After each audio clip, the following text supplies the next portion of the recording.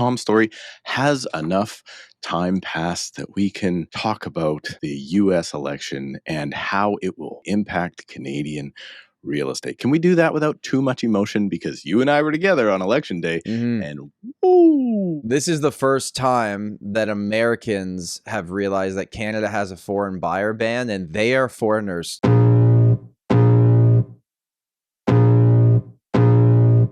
Welcome to the Tom Storey Show with Steve Karrasch and Tom Storey, where we discuss everything real estate or whatever else is on our minds.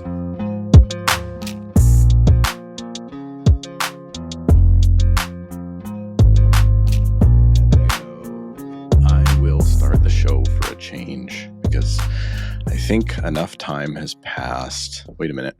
One sec. This is actually not what I was thinking about talking about. Did everybody know Tom Storey does not believe in chapstick? I think it's a scam, but that's a conversation for another day. Another day. This conversation, Tom Storey, has enough time passed that we can, with a little bit of emotion gone, talk about the U.S. election and how it will potentially impact Canadian real estate. Can we do that without too much emotion? Because you and I were together on election day, and woo, were people emotional. Well, the next day after when we saw people, it was very interesting to see, like, the people that were quiet about it, I think were secretly happy about it. And then the people that were very loud and saying, like, I'm not going to go visit the States for the next 4 years, very much wanted to tell you that. And it was interesting, a whole range of opinions. And that's not necessarily news or anything. But how is it going to affect how us? is it going to impact Canada is the question, right? So do you want to go through a few potential ways that this could actually change our real estate market? And not just, we're not going to talk about American politics necessarily, but No. Okay, they made their decision. They're going to have, Trump is going to be back in office.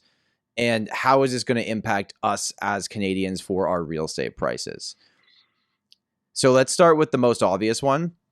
And this was trending everywhere, was when the news came in that he won the election. A lot of Americans, leading up to it too, and after the fact, you could see like the Google search. You can check what people are searching on Google, and moving to Canada was up like 1,000% in searches. Did you get emails? Because I did. I didn't get emails this time. I got emails going back when he won Last in time? 2016. I didn't get anything this time. What did you get this time? One I can think of just offhand is like somebody from like San Diego.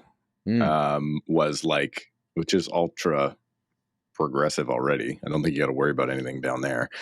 They were like, yeah, due to recent elections and politics and all that stuff, we want to come. And so they're asking all this information. I'm like, well, are you migrating here for like work, immigration? Like, how's all this going to work? And they realized we have a foreign buyer ban and we have our own version of an extremist government. So I think they were like, this is the first time that Americans have realized that Canada has a foreign buyer ban and they are foreigners in our ban. Like, they don't feel like, they're like, we're not foreigners. Like, no, you are.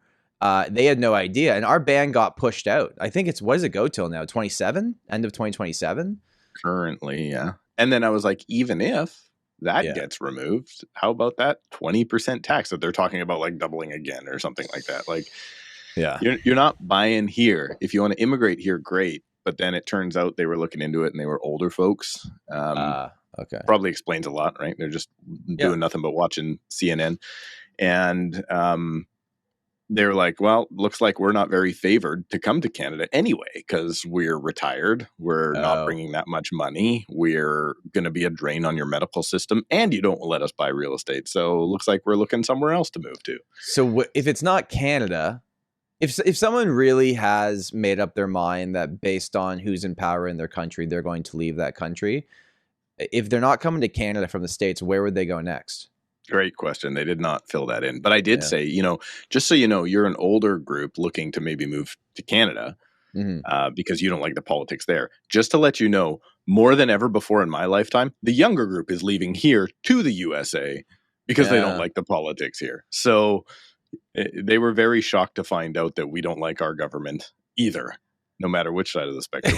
Yeah, there's always going to be about half or slightly more than half that doesn't like what's going on, right? But if you dislike the government, this is the show for you, or my main channel maybe. Well, Kind of interestingly enough, we were talking about this too, but both you and me work for Canadian-owned real estate companies, right? Correct. I work for Royal LePage. You work for McDonald Realty. A lot of the other big name brands are worldwide or North America wide. Century 21, EXP, Real Broker, Remax, right? Like Sotheby's. I think like all of those are everywhere. And as a Canadian company, we used to do conferences every other year. Now we're doing conferences, I think, every year. Like National Sales Conference, like, you know, big companies do that. And they were always, at least in my time with the company, they've always been in Canada. Maybe they were in the States previously before that. Next year's event, they chose to do it in the States. And they made this decision probably a year and a half ago, right? When they were planning things out. And in the Facebook group for the company that I work for is really interesting seeing all the opinions of people basically saying, thanks, but no thanks. As a Canadian company, if our conference is in the States, I no longer agree with the politics there. I'm not coming to the conference to spend my money and support a place that I don't agree with who's in power. All right. Well, I hope you book no vacations for the next 4 years. That seemed to be the response, though, is everyone that said, like, you know, I'm not coming because of politics. It seemed like the responses were like, come on, like, really? That's going to be the reason you just like, and it's okay if you have that opinion, but it's like, do you have to vocalize that to a group of people that didn't ask? I don't know. It's funny because I don't think a lot of people think about any other country when they're going there to see what their government's doing or their corrupt government is doing. I mean, there's probably unsafe places, but they probably don't think about that. It's actually like that's actually a really good point. It's like, oh, they got a nice beach. I'm going to go to this part of Mexico. You don't know what's really going on. I'm never going to Hong Kong or Shanghai because of their political belief. Like, come on, get out of here. Go on vacation. It's got nothing to do with nothing. Get out of here. But let's bring this back to real estate. The other comment that I got was, well, now that they're going to have mass deportation in the States, all of their illegals or undocumented, let's call them. Sure. We used to call them illegal, but we like to change language on things now. They're all coming here. How about that? So I saw, this is actually a headline. Our housing minister here on the federal level said that Canada is bracing for tough talks because we now have to decide. We've just made all these big claims about bringing down our immigration and the fact that we need to build more, and we need to like maybe put a pause on things because it got overwhelming, obviously straining not just the housing market, but you know, buses were full and the medical side of things and all the other things that follow, where Trump's one of the person that Trump picked is basically saying the northern border is extremely vulnerable. And so if we're tying this back to how does what happened in the States actually impact Canadian real estate, do you think now all the people that are going to be deported from the States are going to come to Canada either legally or illegally?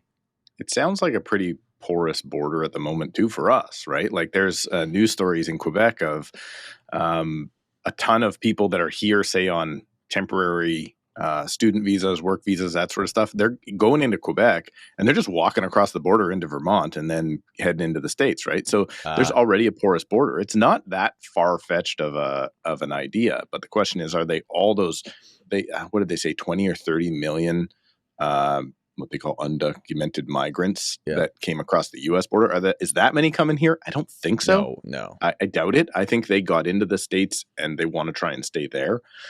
But so I actually don't think that's going to be a massive factor of undocumented people coming across. What I'm trying to figure out is, are the folks that are coming from India and China, they often will come to Canada because it's easier to get in. Are they going to be more pro go to the States, land of opportunity, under a business-friendly government? Or are they going to go, I don't like that government and I want to go to Canada now instead? Because a lot of the people that I've helped, particularly from YouTube in the IT space, that have immigrated here, they're only here to take the next step because it's easier to go from Canada to the US than it is from India to the US.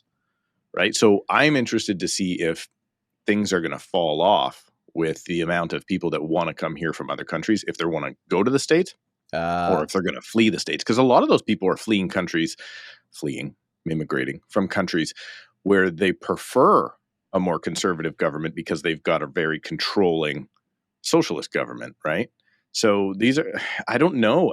I think it might even out, but I don't think a lot of people have the big Canadian dream. A lot of the young folks are using it as a stepping stone to get into the States. So this might push them maybe towards the States even quicker.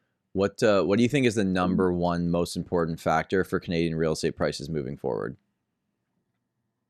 The number one most important factor for Canadian real estate prices, that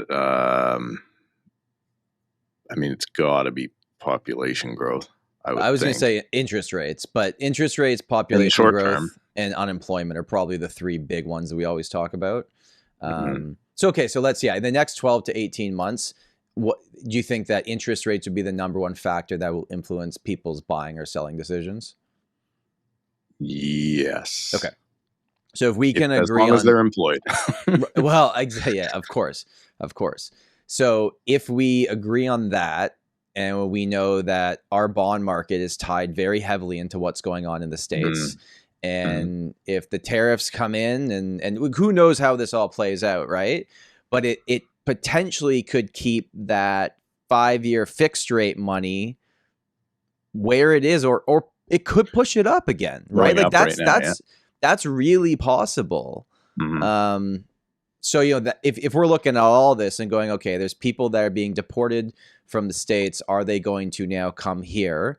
Because even with our new immigration policy, they're not deporting people from Canada. They're going to get the people that are already here and make them Canadians. The difference is in the States is they're saying they're actually going to ask people to leave. Are they going to come here? Are Americans going to move here? They could if they find opportunity and immigrate here the way that they could, but they're not just going to buy a property and come here because they can't. I mean, I guess you could just move here and rent a place, right? If they let you across the border. You're supposed to have a reason to be here. You can't just come. Right. But so let's think about that, though. So interest rates. So the 5-year fixed rate, I think, will likely tick up or at least stop going down right now because the U.S. economy will probably, and so far is, doing better with the announcement. They just cut, though. They cut 25 points. They cut, but the bond yield, the Canadian bond yield is heavily tied to the U.S. economy, it appears, from all the research I can do. And if their economy does well, that means the bond yield will stay higher. So 5-year, 3-year fixed rates have probably come to where they're going to stay bottom, maybe, which is what we were talking about earlier for other reasons. But tied to the U.S., maybe even could have some upward pressure. So that could be a negative thing, which would be, higher fixed rates, downward pressure on price. But at the exact same time, you have the Bank of Canada reducing the overnight rate, which could also be problematic. We're reducing the overnight rate. The dollar's like tanking right now pretty hard. Well, it's like really bad.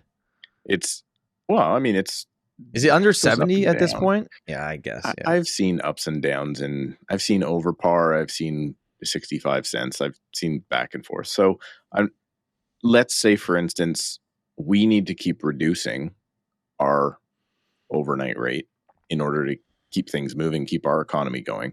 Right. But then you start to, as a result of that, have the dollar go down and import inflation as a result. So then inflation goes back up, which means the interest rates need to go back up. So now you have a lower dollar, which hopefully would rectify itself. You have less probably employment, although employment's kind of a sticky one too, because when you have a 65-cent Canadian dollar, Americans love doing business in Canada because it's cheap. It's almost as cheap as Mexico. So then the idea is tariffs. Now, I think tariffs are not going to happen to the same extent as which Trump would like you to believe, and I listened to actually Elon Musk speak about this, who's actually against tariffs, somebody in now Trump's government who's against tariffs. And he's basically saying, you got to be super careful with tariffs because everything you do that apparently will make things better for your country, you got to forget, like, if you manufacture everything in your country, now you have to sell it. And you're not selling it just to your people. Yeah. So now you have to export it out of the country, and then you're going to get smashed. So you got to be super careful with it. And he says a lot of the time, if you tariff products coming in, a lot of the manufacturing or the assembly is in the States, but the products they're bringing in to assemble those things are coming from outside. So even if you're going to sell American cars to American people, if a lot of the products are coming out of, I don't know, what's across Windsor or wherever the auto manufacturing is in Southern Ontario, then you're making your cars more expensive for your own people. Right. So I don't think it's going to be as big of a factor, but I think the interest rates have a potential, and also the Bank of Canada has a potential to have a negative effect on real estate prices over the next little bit as a result. Did you see there was a clip of Powell in the States just a few days after the election results, and some reporter was like, if Trump asks you to step down, will you step down from this job? And he's like, nope. Your real estate website should work as hard as you do, and that's where Realty Ninja comes in to create a beautiful website that helps you convert online leads, that doesn't give you all these tech issues and will match with the brand that you already have. Steve's been using Realty Ninja for over 10 years, and we have a promo code for listeners of the Tom Storey Show. RealtyNinja.com/Tom will give you 20% off your first year, and you don't pay $1 until your website launches. RealtyNinja.com/Tom. And now, back to the podcast. It's like, does the change of government change anything with what you're doing? Nope. He was just one word answering, just nope, nope, nope. That's what he should say. Why? It's exactly what he should say. Do you think that in any world, what the election results in the States is going to impact at all what Bank of Canada does in December with their announcement? Because that's a great question. Because if you look back, I think once in 20 years has Bank of Canada done something on a December meeting. And it was 2022. They went up, I think, 25 points or something at the time. Otherwise, they never do anything at that meeting. But now I would like to see them do just a quarter. I don't want to see another half, man. I think it's too quick. Do you think that's off the table now? You think that's off the table? Because we were hearing half in December, half in January, and boom, we're at 2.75. Apparently they want to get us down to what now, like 2.5 very quickly. So that's big cuts. Let's smooth this out, man. Let's go for that. That soft landing doesn't mean jump off a cliff. It means soft landing. Like, let's pull this thing in slowly. People are starting to get off the fence, though. The market's picking up. Well, this week alone, we record these episodes on Thursdays. They come out on Sundays. Monday, Tuesday, Wednesday combined, I had 9 appointments with new buyers and sellers. And actually 6 of them were buyers and 3 of them were sellers. And it was interesting to hear what the buyers were saying. Some of them were past clients of ours that were reaching back out again. Some were people that watch this podcast or watch my YouTube channel. And I'm not putting any words in their mouth. What they were saying to me is, hey, we've been watching. It seems like inventories come off the market a little bit. The things that are selling are lower prices than they were previously. And I'm paying this much in rent. I think this now might be an opportunity for me to enter. And I'm not saying, they're coming to me with this and saying, like, what do you think?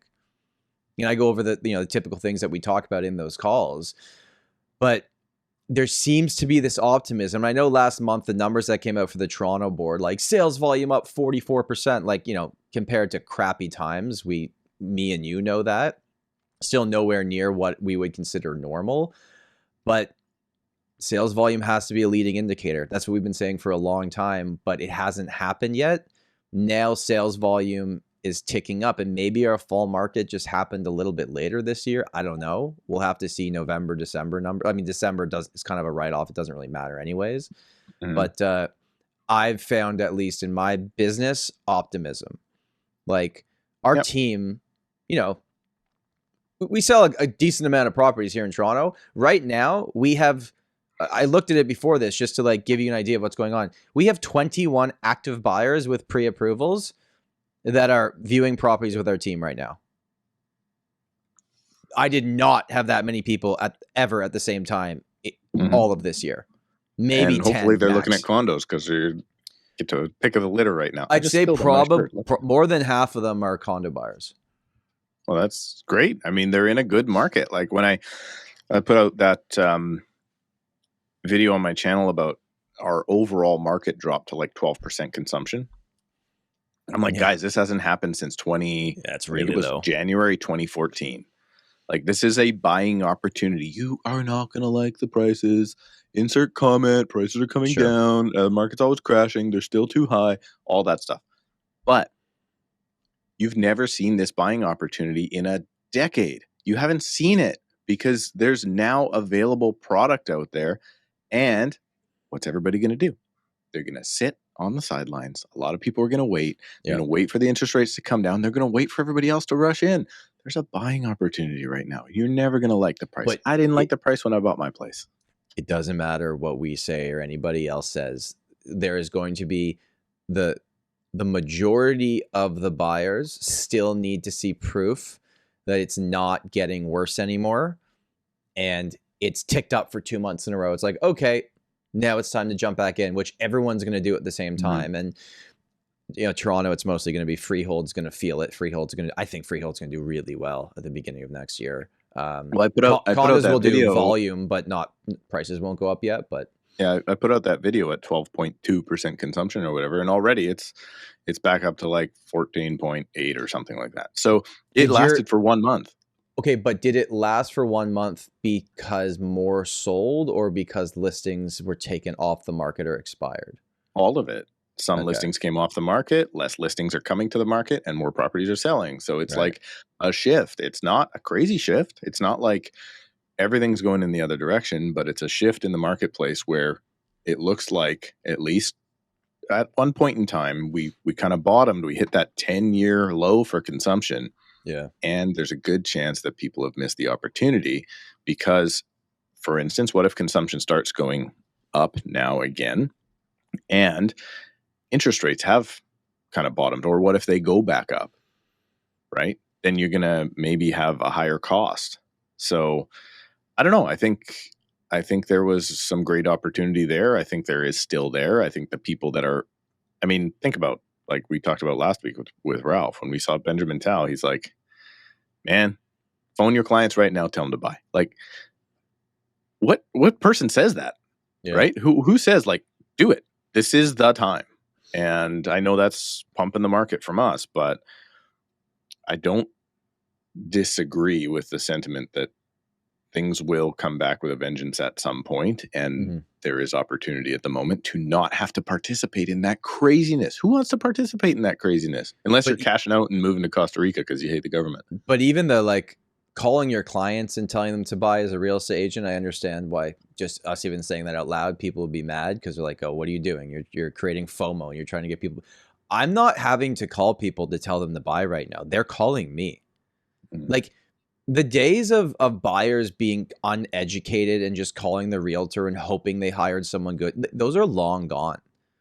Buyers know what's going on. They're not dummies. They're and they're not just listening to like the average sale price report from the news. They're like getting into the weeds and figuring out what's going on and watching content like us and other people on the internet that's trying to break it more down in like I guess like a simplified way so you can understand it.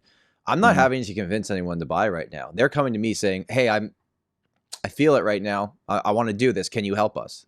It's funny you're mentioning that because on the way in this morning, I had Christmas music on. Merry Christmas, everyone. It's coming soon. I'm putting up Christmas trees early this year. My tree's up. I was sitting there listening to Christmas music, thinking about people and like who's motivated and who's not. And I'm like, wait a minute. These people that are like, I'm only moving if I find the perfect place. And we have a number of them right now. Yep. People think that we as realtors don't want to work with them because they're not easy money. Right? You're not, I'm only moving if it's perfect. I have no need to move and that sort of thing. I look at it from a different point of view. I think of it like, I'm not here to sell you something you don't need. So if you're not motivated, like if you haven't made the decision to sell your current property and then buy the next property, then as a realtor, when I'm going into the property, I'm trying to convince you to do it. So I may not necessarily be giving you the best advice because you need talked into it. I prefer to work with people that have already made the decision. They're committed to the process. They say in their life, I need to do this or I want to do this. Not only if the right place comes up. Well, now I've got to go in and maybe not have credibility in each and every listing to be like, well, this is the right place because my paycheck's connected to it and I really want you to move. I want you to move now because you haven't made the decision to move yourself, and I'm trying to push you in a direction that you're not necessarily wanting to go. As opposed to working with somebody that's like, listen, I got this need, I got this want, let's do this. And now it's like, okay, we have the same goal now. My goal is to get you the house you want, right? Your goal is to get the house you want. Now we're moving in the same direction. So I was just really pondering that because it's a tough thing to be in a house trying to convince someone to buy it. Like, why do I want to do that? I don't want to work with those people where I'm like working against you to try and like tell you why this one's good or that one's like, I want to be like, okay, what's most important to you? If you look at it's along the same lines of what you're saying, right? It's along the same lines of like these people are coming to you going, okay, we are ready now. Those are the people you want to work with. Yeah, sure, it's an easier transaction for us as real estate agents, but it's because we all have the same aligned goal and we're not trying to force you into something and jam a deal together. But what I found too is that the ready now people, like if you read most of the marketing books, there's one called Sell Like Crazy that I read last year. And it was like, of the total percentage of people you could market to, right? Like for us, like let's say there's 100 people watching this show right now. I know there's more than that, but there's 100 people. Of those 100 people, if we're lucky, there's 100. 3 of them, 3%, are ready to go now. They've made up their minds. They're going to buy or sell the thing now. Like at this moment in time, at this exact moment, there's 3%. Please click the link below. You can book a call with me or see below. 17% of them are thinking about it and like learning and getting ready. Right. Yeah. So 20% of people watching this, and let me know, and like you can let us know in the comments, regardless if you're in our markets or not. If you're not, we can refer you to great agents in other markets. But you can let us know below. Like there's 20% of people probably watching this, like thinking about or actively going to buy or sell real estate. The rest are just either they just like listening to us chat for whatever reason. Their friends or family are in it. They just want to know what's going on in the market. Like most percentage of people at any point aren't ready to go now people. It's a small percentage. It's like 3% are ready to go. 20% are interested in learning. But I think at least in our businesses, mostly we're getting the 20% because people aren't reaching out to us until they've done their research for 6 months to a year. Like everyone I'm talking to for buyers right now has said to me, I've been watching what's been going on, and now I've decided I'd like to participate. Yeah. It's interesting. Yeah, it's so they feel like the worst is over. Whether they're right or wrong, we'll see. Who knows? The worst part is when they start their research after they've got an accepted offer with a realtor they don't trust, and then they reach out to us. I know, which is an absurd amount of the phone calls I get. Hey, I just wanted to. So I have this video up on my channel about how a foreclosure works in BC right now because the court process changed in COVID, and it's just a whole thing. So I just laid it out because I do a few of them a year, working on one right now. And the amount of questions I get in there, like just in the comments of like, hey, I still don't understand this. Neither does my realtor, is crazy. Right. But then also emails like, hey, I just want to talk to you about this foreclosure I've offered on. And I'm like, no, man, you've offered on it. Like, go talk to your agent. Stop. I know. It's super frustrating, but I guess it's just not super common knowledge that we can't give advice if you're under contract. Right? Yeah, we can't. Yeah. I've had a few of those recently that I had to cancel calls that were booked with me because they'd reach out and say, I want to sell this place. And I'd look it up and I'm like, it's on the market. Like I can't talk to you. Like I cannot tell you anything. I'm sorry. Like ask your realtor. Yeah. But again, that's not because they're trying to do something slippery and get around the rules. Most people don't know. They don't know. Right. They don't know. And like, I remember one a little while ago, I got a call and the guy's like, I can't figure out why this isn't selling. And I said, listen, I can't talk to you. I know exactly why it's not selling. I know exactly why. The guy had it lit. Not only was it a little high in price, the marketing was actually really good. Yeah. But the guy had it listed as a 2-bed, 0 bathroom. Oh, that might be an issue. But It might be an issue, right? Steve, aren't you a 0 to 1 bathroom kind of guy? You think I'm all kind houses... of a 0 bathroom guy. Like, I would not like to have so many bathrooms, wasted square footage when you can just pee in the sink, right? Like, so the guy's like, oh, I noticed that. So I told this, then the contract expired. Then he called me back. And then I said, okay, yeah. He's like, at the time I noticed that, but my realtor told me it was no big deal. I'm like, do you know it takes 2 seconds to go into the data input sheet and add the bathroom that you forgot? You won't show. How did your board even allow that through? You can't have 0 bathrooms in a house. Like, how does it even happen? I mean, I haven't seen one yet, but maybe you can. Maybe there's some new ideas out there, shared bathrooms or something. Shared bathroom accommodations. But anyway, it's like the minimum thing you do with any buyer is usually, in our market anyway, 2-bed, 2-bath, minimum 800 square feet. Like that's your search criteria. Yeah. So you've missed like 4,000 buyers. You miss everyone that has an active search set up for themselves, basically. You're not populating in the search. It's only the people searching by map that maybe see you, I guess. I don't know. I'm going to give you a pop quiz here, okay? Because I've been tracking these numbers for a long time, and there's actually, by the time this episode comes out, this will be out.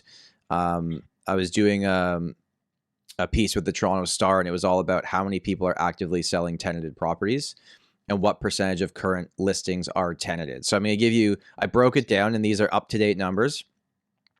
Of every condo currently for sale in Toronto right now, what percentage of them do you think are owner-occupied for sale? Less than 30%. 33. Oh, I lost. Which, by the way, it did used to be less than 30%. It used to be like 28 to 30. So it's actually, I've been tracking this for the last 6 months. It's moved up a bit, which to me is actually a good thing. That means that the market is in a bit better place, or just all the tenanted or vacant ones were taken off the market. So the percentage just bumps up naturally, right?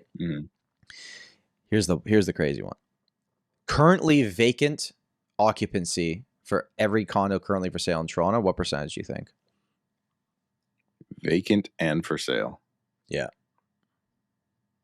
Well, I'm guessing this is going to be a third, a third, and a third. 33%. Final answer. 47%. Oh, wow. Okay. So that when they're going vacant, everybody's selling them. So that's it. If your tenant gives notice, you're like, all right, this is my opportunity to sell it. If I bought pre-con 4 years ago and I closed on it, but I didn't want to, and I took a 1-year mortgage, I'm going to try to sell it, even if it's a loss. So it's vacant right now. Bought my next house, had the funds available that I could move into the new place, slowly move out of the old place, and then put it up for sale, and it's listed as vacant. But still, did I do my math right? That's 19% are. Did you say tenanted? 43% or 48%? I said 47% and 33%. So 80% are those. So only 20% of condos right now are even tenanted. Yeah, and it's actually labeled as tenanted is 16.9%. But then we have 2 other weird categories. One's called owner/tenant, which is just under 1%, and one's called partial, which I don't even really know what that means. But there's 77 condos that say partial, which is 1 point. So partial occupancy. Yeah, those are the Airbnbs. Yeah, maybe. So what's interesting is, like, you're right. That number seems lower than I would have thought. But if I went back 6 months and why are you laughing? I went back 6 months. 4% of realtors don't know what occupancy is. Well, they have an option. It's partially, someone's partially there. Maybe they're sleeping there. But if you go back 6 months, that tenanted number was higher. It was into the 20+% range. Hey folks, if you're looking for a real estate agent in the city of Toronto, let's face it, you gotta call my buddy Tom Storey of the Storey team and Royal LePage Signature in Toronto, Ontario. They're your obvious choice because Tom is not just the co-host of this podcast. No, he is a real life and top producing real estate agent in the city of Toronto. There's nobody out there that knows the condo market better than Tom and his team in downtown, but they do service the entire city of Toronto and any of your residential real estate needs. So if you're looking for an agent, do not hesitate to reach out to Tom, book a call with him using the link down below in the description of this podcast, and let Tom guide you through your real estate journey. And now back to the podcast. I think it's gone down for a few reasons. One, people that had tenanted properties for sale realized how freaking hard it is to sell a condo with a tenant in it right now. Such a pain, And they asked the tenant to leave by cash for keys, or tenant left on their own, or whatever the situation was, or they just took it off the market because they're like, the cards are stacked against us anyways in this condo market to sell at a price we like. Adding a tenant to it makes it very difficult. Right? Are you seeing any tenants leave for cheaper rentals yet? No, not yet, but they should start looking. I'll tell you that. Really? Yeah. Oh, have you seen the November numbers from our pals at rental.ca? No. Okay, this is actually kind of shocking. Rentals.ca, by the way, please put Surrey on your list. We're the second largest city in the province of British Columbia. Steve, we literally know the CEO. We can just ask him. He's been on our show. Okay. Send him an email. Guess what? It's Max, right? Hey, Max. Can you put Surrey on? Put Surrey on. Like it's the big, like basically the biggest rental market outside of Vancouver in, like, come on, help us out. Put Surrey. Okay. Listen to this. Month over month in Vancouver, BC, a 1-bed rental went down 1.5%. Now that's actually significant on a month-to-month basis, right? Year over year. Well, still, but nobody's going to move for that. I'm not saying it, but hear me on this. Year over year, down 9.1% for 1-bed condos in Vancouver. Mm-hmm.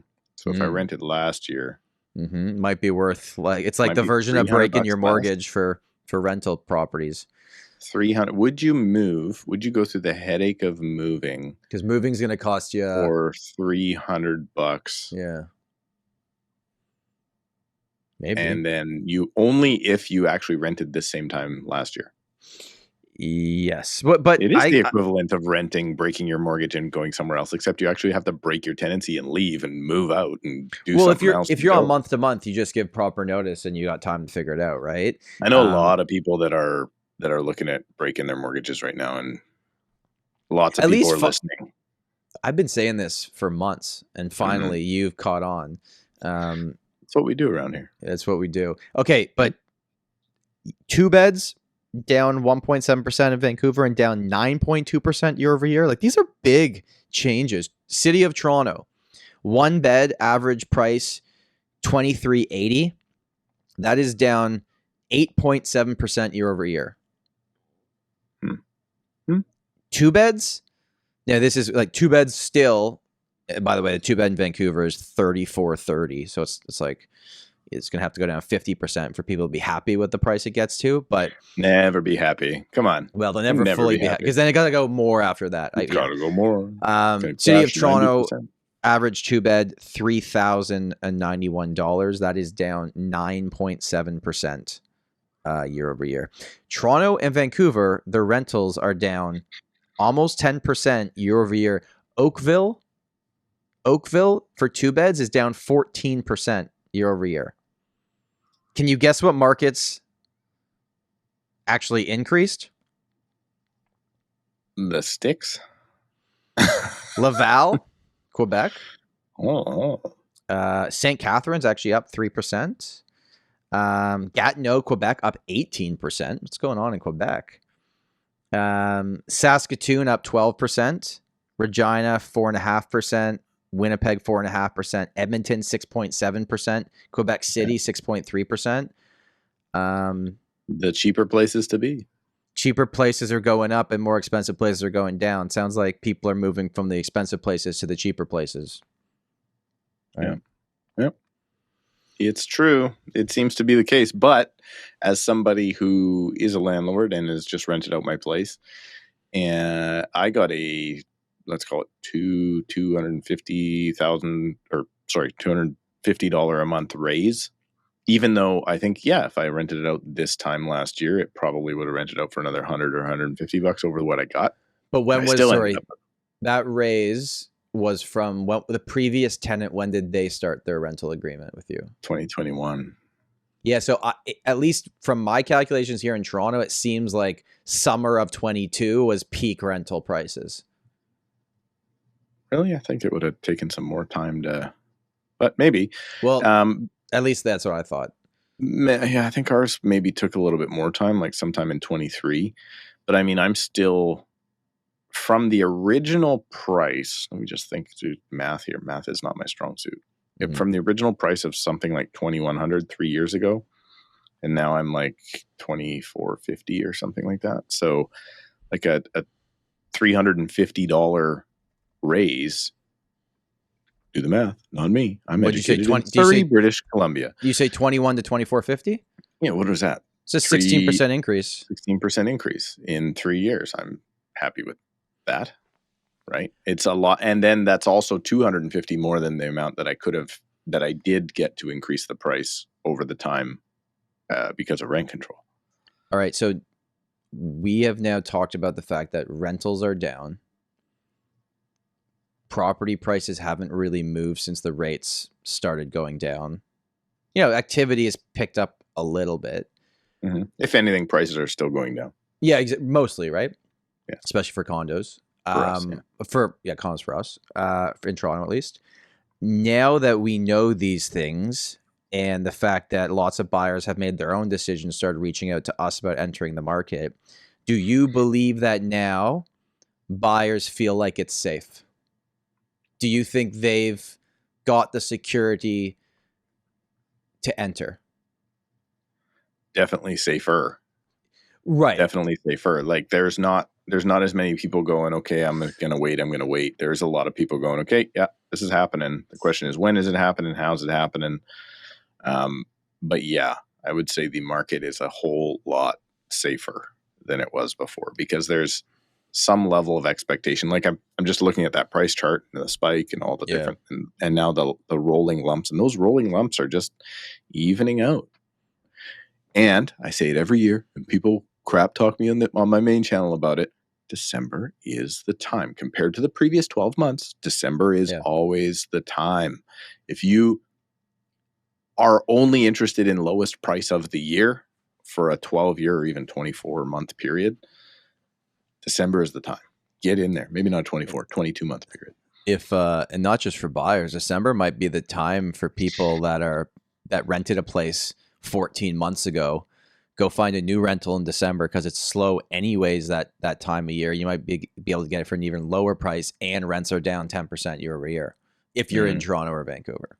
What we're noticing from my research of trying to rent out my own place is, yes, indeed, now, because of the demographic of people who are new to Canada and their reliance on transportation, transit, our downtown Surrey area, our Wally area, is now getting finally higher rents compared to the rest of the city because of the demographic of renter. But it's also the most amount of inventory is condos in that area right now. So investors are trying to get out at the same time as rents are probably at their all-time highs there. Right. Well, I was at hockey last night. Scored a goal, winning goal, 10 seconds left. No big deal. But I was sitting in the change room. Take you. The Leafs, they need me. Yeah, they should take you. I'm a Zach Hyman type of player, just kind of around the net. Anyways, enough about me. Okay, but I was in the dressing room, but I'm not going to share dressing room talk after a hockey game. But one of the other people on the one of the other people on the locker team, room talk. Remember that from locker room, locker room talk. It's only locker room talk. That's all it is. Well, one of the guys on the team is in insurance, and they insure a lot of these new condo buildings that are going to be built. And he's like, I could count on big insurance, big stuff. Okay. And he's like, I could count on one hand how many we've done this year. It's like nothing is happening in that space. And this isn't surprising for me to hear. Does he insure during construction, you mean? It's the construction loans, insurance, and all the things. I don't know the exact details. All I know is he's like, we used to do a lot. Like it used to be all I was working on. Now I couldn't count on my hand how many I've done this year. I saw an article. I don't know. I want to say maybe it was CBC, but it was like the end of the micro unit or something like that. and it was going over this one guy who was looking for a pre-sale, and he was moving his family from like a 3-bed outside of the city into like downtown Toronto, and he was sick of looking at all these micro units. So he was so happy that he could get this luxurious 810 square foot place for $1.7 million. 2-bed, 2-bath. And I was like, wait, where is this? The actual address was in there. I should look at it. It was downtown Toronto. Wait, what? I should send you the. I don't know the streets. You would obviously know. So like what it is. He paid $2,000 a square foot. I don't know what it was, but it was like I was laughing at the article where he was like, "Yeah, this is finally I get 800 square feet." Like I'm like, that's a livable thing for you and your family. What are they buying in the Shangri-La? Like, where are they buying? Spadina? Does that make is that a thing? Spadina? Yeah. Yeah, it was a big street we got here.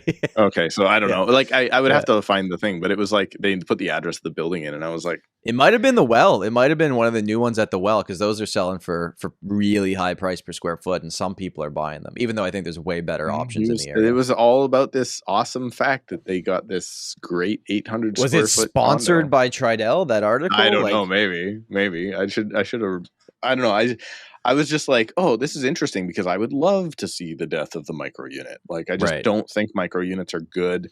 I think, no, that's not true. I think there should be a small percentage of micro units for those people that they're good for. Young, single guys, whatever, that are, or ladies that are just, not spending time at home or whatever it is. It's never going to change, because if we continue to build condos the way we build them, it's never going to change, because we can say from the rooftops and yell that we need more 3-bedroom family style units that are built in these buildings. Nobody buys them. The developer sits on them because they can't sell them till closing. And the only ones that sell are to the investors. But you were telling me that's because they're jamming 3 beds into a 2-bed space. Also true. Yeah. It's I don't think they're great floor plans, but some of them, not all. I think if you could end up with a 1,200 square foot 3-bedroom in the city, that would be awesome. Those exist. I sold one of those this year. They exist, but you know what they cost? 1.6. Well, 1 point, like resale 1 point. I mean, if it's in a newer building, 5-year-ish old building, 1.3. Like they're still selling for $1,000 a square foot. But then in these new buildings that they're saying, well, you got to build them in these new buildings. Well, these new buildings are still charging crazy. It's like, it's bigger square footage, but I'm paying at $1,300 a square foot. By the time it's done, what are you buying that for? Go buy something that's already there. There's a building by us. Actually, I did a transaction not long ago, and it used to be you would end up with a 1-bedroom and then a deck, like some sort of terrace type little, like, enough room for a chair and a barbecue, maybe. Yeah. And what this developer did was, I don't know how they got it, but they got it closed in with windows, and then they put a heater in there. It's still like outdoor flooring or whatever. So it's still technically a deck, but now they're all being called the den. And it actually worked for our client because he was coming from a studio, and this is an upgrade for him.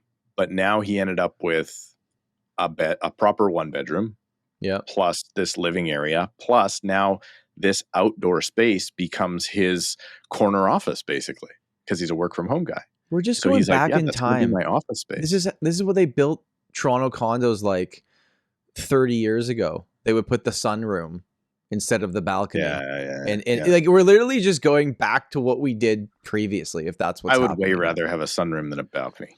What are you doing out in your balcony? You're putting your bike out there with a bunch of Rubbermaid containers, and then you're leaning over just thinking about jumping because you don't want to be in this place anymore. Well, that's a bit extreme, but I only talk in extremes. Welcome to the Tom Storey Show. Most people want a balcony. They want the idea of knowing that it is there and they could use it whether they use it or not. I find most people, and especially through the pandemic, the people that didn't have balconies, I think went a little bit crazy comparative to the people that had some outdoor space. The coolest ones now, it's becoming quite a trend here, is the closed in but fold away glass balconies, basically.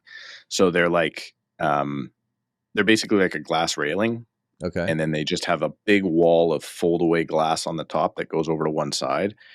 And one or two of the development, maybe even more than that, of the developments in North Langley have a place for a mounted TV outside. So like you can actually, it's almost like a man cave or like a garage kind of feel. If you need insurance, you need to go where I go, squareone.ca. At squareone.ca, you can get a quote done in just a matter of minutes. If you're a tenant, landlord, or a homeowner and you need a policy, go to squareone.ca, or better yet, go to squareone.ca/The Tom Storey Show and save $20. That's squareone.ca/The Tom Storey Show for your discount on home insurance right now. If you were in a detached house for like, okay, you're watching football in January, but you can close all the glass doors, right, and put on the gas fire. There's some of them have gas fireplaces outside. And that's kind of like, yeah, sure, you're going to have to wear your parka, but you're drinking your beer, and you don't got to put it in a fridge outside because you're outside in the winter, kind of outside, kind of not outside. So I think they're pretty cool, actually, because they're kind of an all-weather deck, right?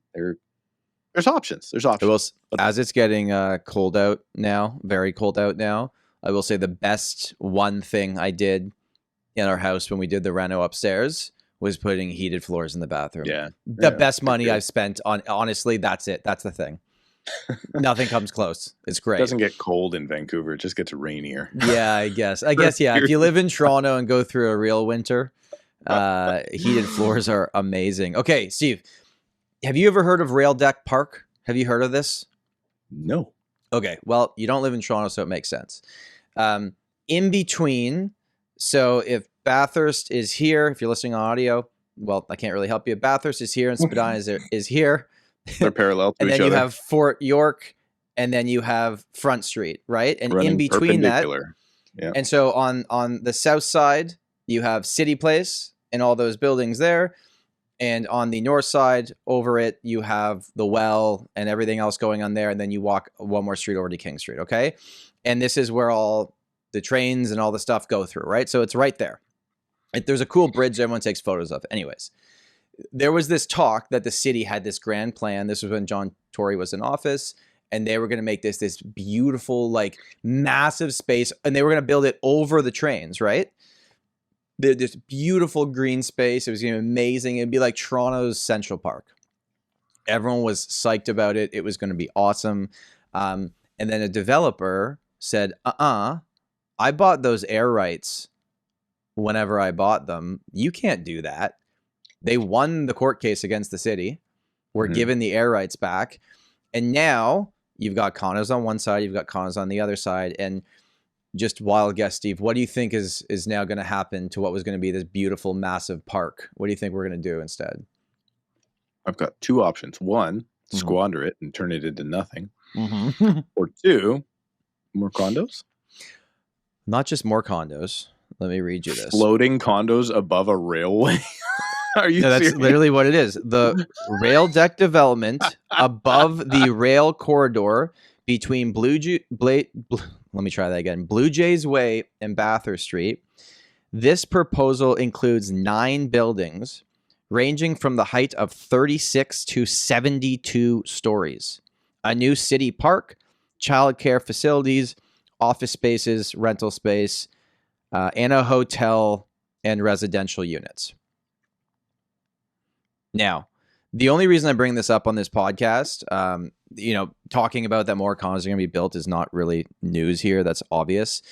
But in this area that we all had, like, everyone seemed on board. Like, everyone was like, this is awesome. They could actually do this. This would be amazing for the city. Well, no, we're not going to get this. We're just going to get more condos and some green space around it built over everything. I am in a Facebook group from one of the communities around there, and I saw someone post this notice from the city basically saying, hey, make sure to go to this meeting and make it clear you disapprove. This would be bad for the neighborhood. Not in my backyard. Well, what was interesting is this was in a group of a community of people that live in condos.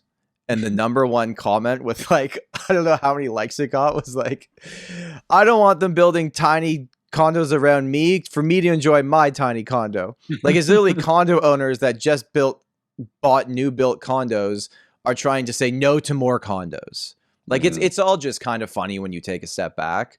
But it kind of sucks that we're not getting the green space anymore. There's going to be more buildings, but my neighborhood is like 20-ish years old.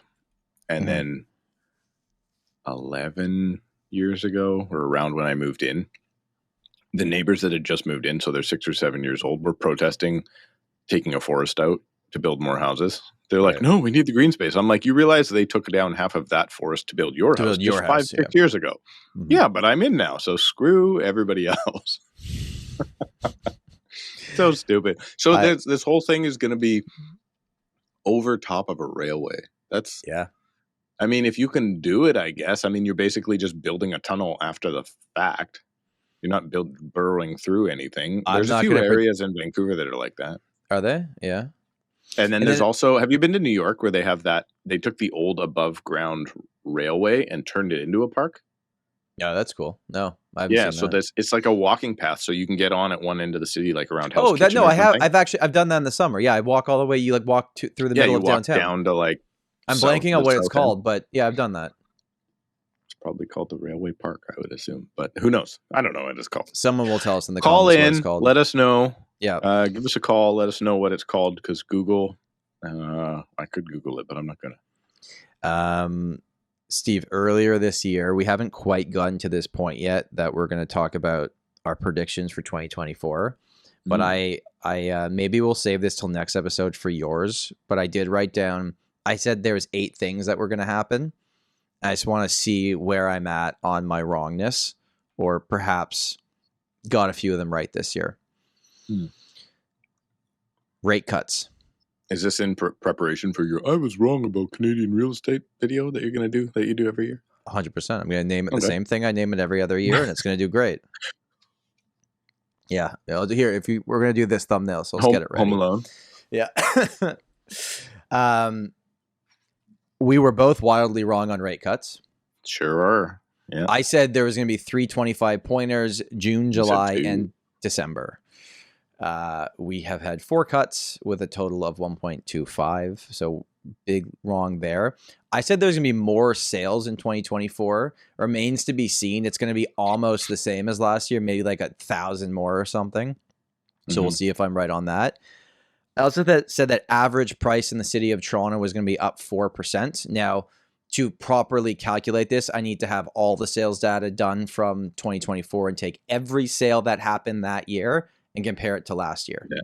So I think I'll be pretty good on that. Often, right? That's misconstrued often, because I usually report year over year because people want to know if they're up or down. But the correct way to calculate average price over a year is take all of the sales that happened within that year and then compare it to the previous one. So those numbers are often not reported very well. No, at least I think in my board. In those type of reporting numbers, I actually think City of Toronto will be up in average price, probably close to 4.5-5%, but it's all going to be freehold price changes. That's gonna, the condo stuff is in there, but it's going to be freehold that's making the difference. I'm proud about this one. I said fixed rates would get under 4.5%. So I said that end of last year. I mean, we're there.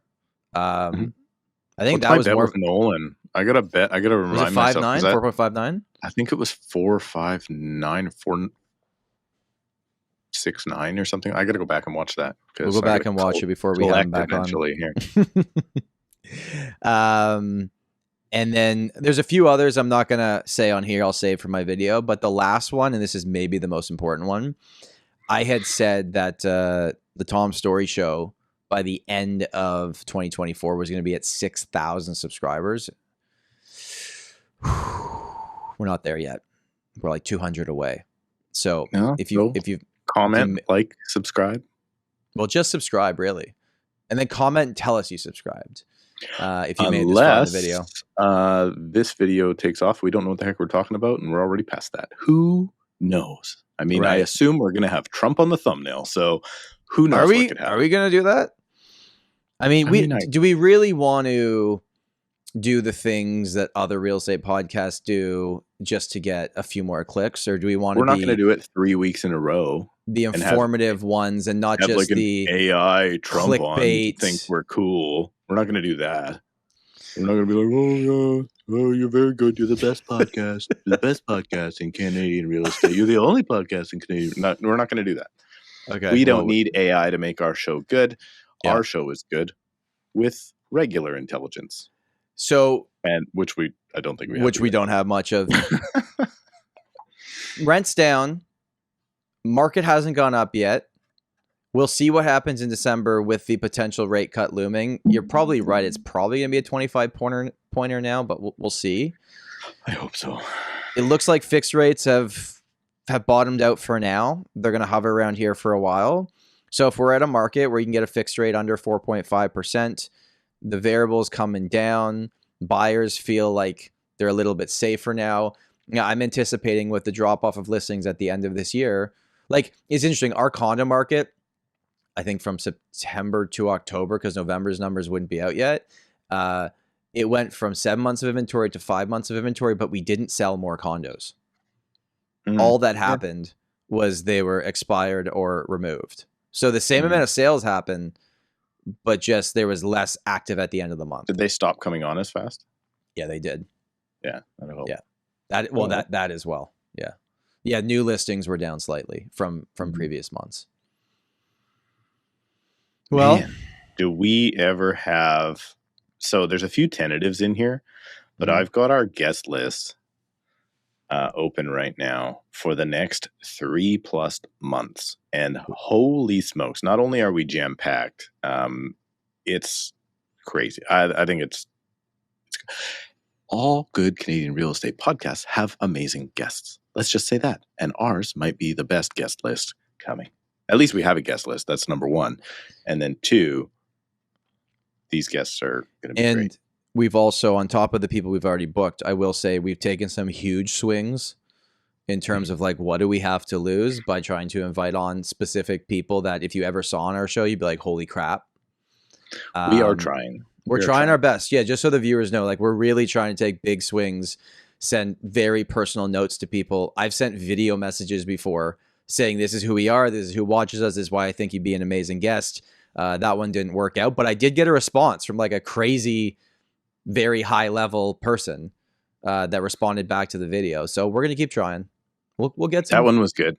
We've also had a number of high profile people say they were coming on and then canceled on us. So we've got that going on too. We'll keep get subscribed if you want to know the list of those people that we should do like a Patreon and put that list out just on Patreon so you can only see it if it's it's there. What was I gonna say? I was gonna wrap something up here with the tentative people we had booked. No, I was gonna bring it back to Trump somehow just as a final overall, but I think I've lost it. Oh no, sorry. I got it back. Yes, the Tom Storey Show is the best. Here it comes. Do you think with all of Trump's success being on podcasts that matter to Americans, like you told me about, and I watched the whole Colin and Samir. That Colin Samir video is great if no one's seen it. Do you think Pierre Poilievre will do that? I hope he does, because I'm really getting sick of hearing just, we're going to axe the tax, build the home, make the job, stop the crime, blah, blah, blah. I want to hear him talk like a real friggin' human being and stop this crap with I think if you take out who you supported and you just look at the numbers on the amount of podcasts that Trump went on and the views that they got, it's insane. Like, to say that didn't have any impact in the final result would be foolish. So I think both the Liberals and Conservatives and NDP and Greens and Bloc will all look at that and go, my God, this is the new age of media. Now, the States does have a lot more huge shows than Canada does, right? Of course. But, we've got to be ranking up there in terms of views on what we talk about. Like, so I hope that you're right. I hope that they're serious about it. I hope that we can get people like that on our show as we head into election season, not because we're having them on as a promotion for them necessarily, but like, let's just talk to people. Let's talk about real things that are going on and not just have them being interviewed. And I've done all the mainstream media. I like it. They've always been very nice to me. I've had no issues with them. Right. But a lot of it's fluff. It is. Yeah. And that's why, like, I appreciate that Ravi's come on twice now. Yeah. Because I don't agree with a lot of the policies. I like some of them. I don't agree with a lot of them. But he's like, okay, I'm going to have a conversation. I wish it was longer. I understand he's a busy guy and we're small fries and all that stuff. But like a longer conversation, that the argument for that election going that way from Colin and Samir was this guy went to where the people were. The people are loyal to a podcast. They put out their argument to a podcast in the studio of the person. They didn't make them go out of their way to do it. Like it brought them into their world. They brought Trump into their world. More relatable, I guess, to people more watching. More relatable. Like you find out what he's about. You actually hear him talking uninterrupted for 3 hours on Rogan, which is crazy. And it was actually hard to listen to for me because the guy rambles more than I do. But it's just like it brought that in. And it's like there's such an opportunity here to do that within Canada because, like, you know, like I said, we're not big, but if you had those people go and meet with people like us, definitely not TK and Daryl, but maybe like Ron or the Looney Hour. Like the Looney Hour is the spot to be, right? Yeah, that would be a very smart like podcast. Pierre Poilievre needs to go on the Looney Hour. Well, Steve has interviewed Poilievre years ago, but really? They have, there's a video on his channel from years ago, like not when he was in this position.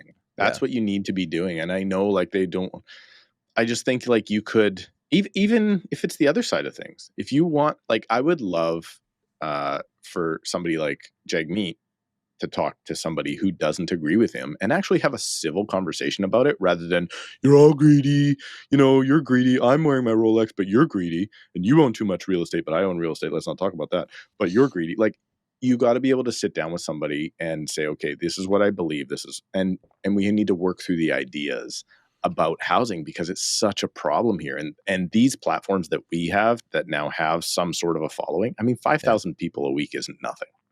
And that's a bad week for us now, you know? Hopefully. Get us to 20,000 a week. Yeah. I think there's a percentage of the population that I guess the younger voters too, that's what they're after, right? That's why they should be going on these type of platforms. Meet the people where they are. Yeah. Yeah. Right. And that's why we offer this sort of thing. So like when we've had, you know, it's so strange when you're inviting guests on and some people are like, absolutely can't wait. Let's do it. And other people are like, yeah, really, I'm just into promoting me. So no, like I've had that answer from people. I'm only promoting myself. I will not help you promote your thing at all. And I'm like, don't you realize this is like cross-pollination here? Like this is good for both of us and people want to hear your ideas and I can expose you and your ideas to this group of people who might not even know you exist. Well, we've never paid a guest to come on and no one's ever paid us to come on. I can say that truthfully. But I will say there are some guests that if they were willing to come on, I would pay them. And there are some guests that are willing to come on. We would take their payment. No, I don't know. I wouldn't take payments. I wouldn't take payments from anybody. There are a few really huge people that if they're like, this is my speaking fee and I can get them on the show and it's going to do good growth and be a great episode for people, I would be open to it, but I don't think we'd ever take anyone else's money. Unless you're a real estate agent, you need a new website, check out realtyninja.com/Tom.